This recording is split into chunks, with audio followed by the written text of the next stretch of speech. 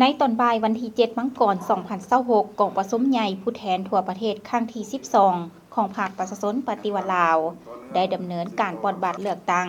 เอาคณะบริหารงานศูนย์กลางภาคสมัยที่12ของภาคเพื่อแบกหาบภาระหน้าที่อันหนักหน่วง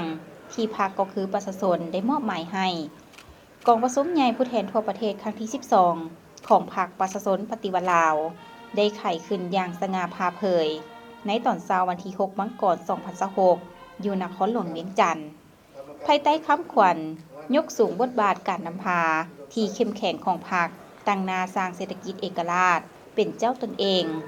สืบต่อบูรณะระบอบประชาธิปไตยประชาชนให้หนักแน่นก้าวขึ้นสู่สังคมนิยมกองประชุมครั้งนี้มีสหายทองล้นศรีสุฤทธิ์เลขาธิการใหญ่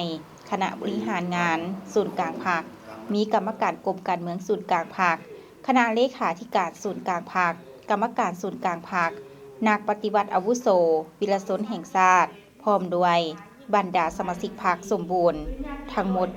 835สหายหญิง123สหายที่เป็นตัวแทนให้แก่สมาชิกพรรคทั่วประเทศ 421,865 สหาย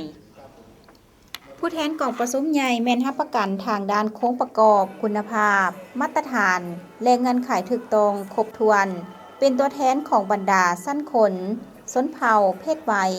และได้ผ่านการคัดเลือกจากกองประชุมใหญ่องค์คณะภาคกระทรวงองค์การเทียบเท่ากระทรวงและท้องถิ่นในขอบเขตทั่วประเทศ